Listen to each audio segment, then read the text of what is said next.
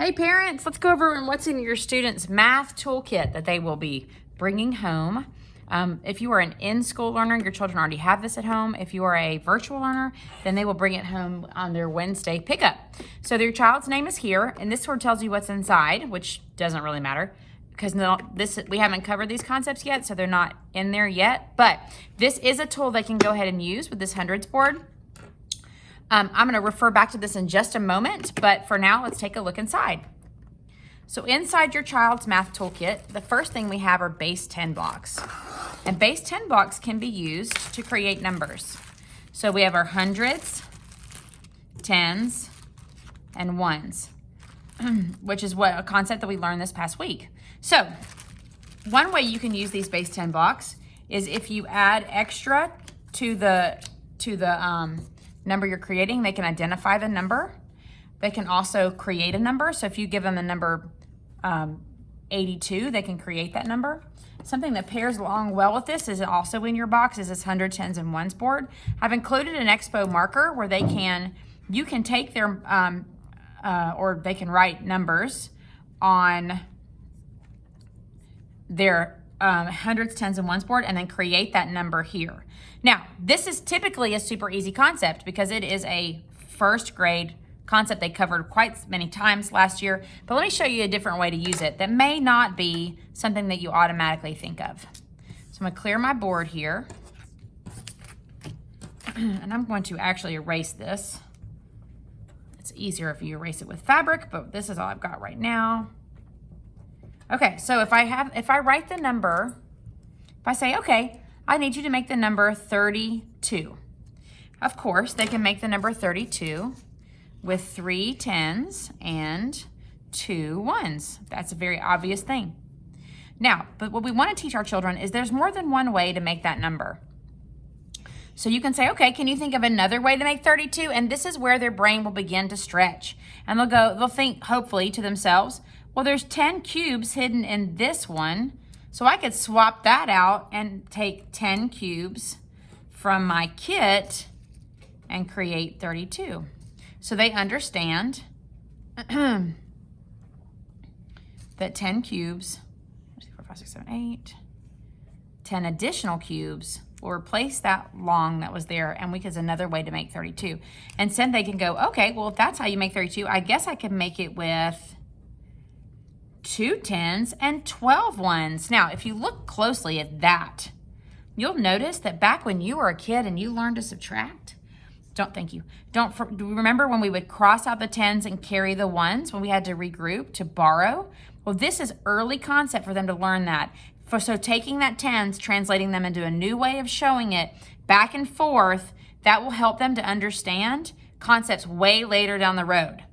So this may look like nothing super important, but this is building and will prepare a foundation for subtraction with regrouping. So it's a great skill.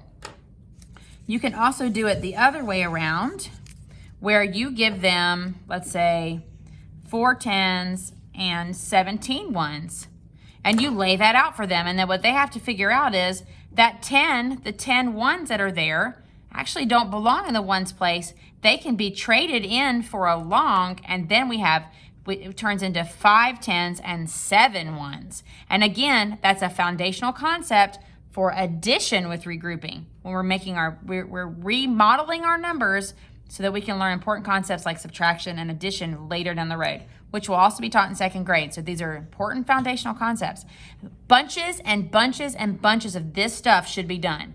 It may seem super easy in this format, but keep doing it because it's so foundationally important. Now, let's trade up a little bit. What if I said 11 tens and 7 ones? So maybe then they would do 1, 2, 3, 4, 5, 6, 7. And we're going to do 11 tens. Well, what does that actually mean? 4, 5, 6, 7, 8, 9, 10, 11. So we want to teach our children, 11 tens? Wait a minute, Mom. 10 of those make a hundreds block, so we can swap that out. So they swap it out to this and go, oh, I know what 11 tens and 7 1 makes. That makes 117. You see how we're learning that? Now, this is super easy for you, but the actual manipulating of these blocks and moving things on the numbers board is incredibly beneficial for your children, and it does not come naturally to them. So a lot of this back and forth stuff is great. I've even included some 1,000 blocks. So if they learn that 10 of these will build an 1,000, that's another thing you do. But I would wait on this for a little while. Okay, a lot of things you can do with this stuff. If you're doing addition and subtraction facts with your child at home, they can use these blocks to add and subtract as well, just to have something in their hand. Okay, so that's one thing we have in there. Sweep that out of the way. The next thing we have is a number line. I don't know if you can see that, but that's a number line. We teach our children to add and subtract on a number line. For example, if the math problem were 12, take away 3, we would teach them to put our finger on 12 and bounce back 3. And so that our answer is 9. So that was one way we could use the number line. You could also, of course, use the number line with addition. Okay? I'm going to show you another way. This is called a number bond and is also in your kit. And so let's say the big number is my total. So let's say the big number is 10. And this says 2. So whatever, there's a mystery number right here, and we have to figure out what it is. 2 plus what number makes 10? So I know my goal is 10, and I'm starting at 2, so I've got to figure out this mystery number. It's called a missing addend. 1, 2, 3, 4, 5, 6, 7, 8. So my mystery number, oh, Mom and Dad, my mystery number must be 8. So they start to understand that when we add numbers, sometimes one of the addends is missing. So what are we going to figure that out? And these work really well in conjunction with each other. Always a good tool. Now, again, super simple, but it's another way, another strategy for us solving addition facts. This is one strategy. Number bonds are another strategy. And then, of course, we also have tens frames, which they learned about in first grade. So let's say I know my two smaller numbers, 4 and 7. So I'm going to use these cubes because they happen to be what I have handy. But if you want to change it up and make it more exciting, sometimes you can use macaroni noodles. I do that sometimes. Sometimes you use split peas or whatever little tiny fun items your kids can come up with. Legos, all that kind of stuff. You can make this a really interactive and fun concept. So what they do is they'll take their blocks and they'll put them on here. So we have 4 in our first addend, which is this tens frame here, and I have 7 in this addend. So they have to go, okay, if I have 4 and I put 7 more with it, how many do I have? And they count 4, 5, 6, 7, 8, 9, 10, 11, and then they can take it and write this and learn that 4 plus 7 equals 11. So now we're going to look at what else is hidden inside this little math toolkit. So far we've gone over base 10 blocks, number lines, hundreds of tens and ones, and now number bonds. And by the way, these tools can be used all year long because even when we get into double digits and all that stuff, these will all be really great tools. Okay, so far we've covered that. The next thing we're going to cover is a addition practice page. So again, this one's a pretty easy concept. If we have 8 and we want to add 7 more, we can tell them that we have 8 and we're going to bounce over 7. 1, 2, 3, 4, 5, 6, 7. And my total is 15. Number line work seems super like so base that it's almost silly to you, but really it's just a strategy that they can keep in their arsenal of math solving. We have that for addition, and we also have that for subtraction, where they can fill in the subtraction problem. Okay? You can also do missing addends on these.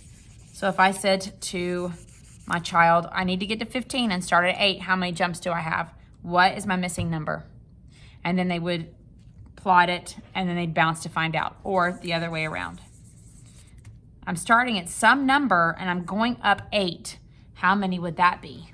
I got to get here So if let's put a movie in our head and imagine that we're jumping 8 times towards 15. Now that same movie, let's put it in reverse. I'm jumping backwards 8 times. If I jump backwards 8 times, where do I start? This type of math problem is incredibly difficult for this age group. And it's super important to practice this over and over and over. The second missing addend is a little bit easier than the first missing addend because with a second missing addend, they have a starting point and they can get to the end. But when they don't have a starting point, mind blown. It's just really, really hard. So this is something I'd recommend practicing over and over and over again, just to build that really good numeracy base. All right. The next thing I'm going to show you is this board. It has a blank in the middle, and then it's minus 10, plus 10, plus 1, and minus 1. And this is where we're going to go back in and use our numbers grid on the front. So what they're going to do is you're going to pick a number, any number, let's say 65, and they have to figure out what is 10 less than 65.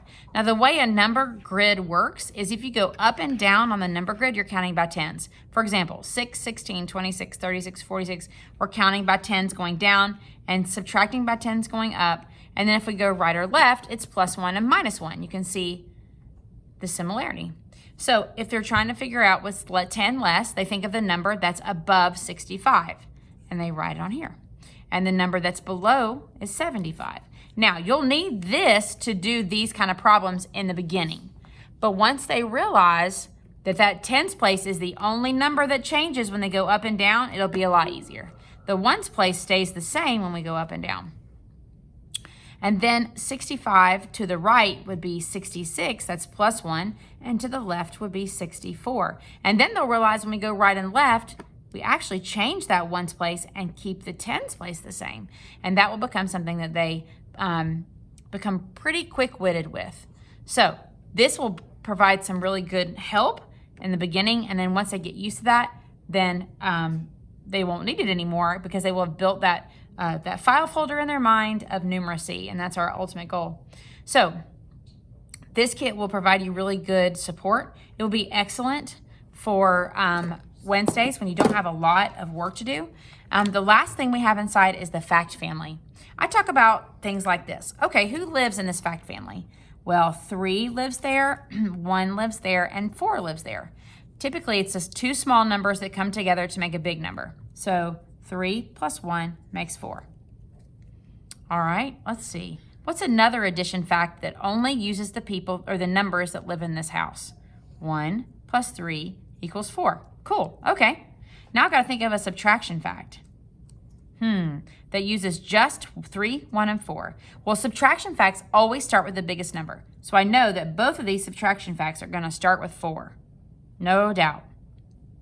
4 minus 1, oh, it must equal 3. It's the only number that still lives in this house we haven't used.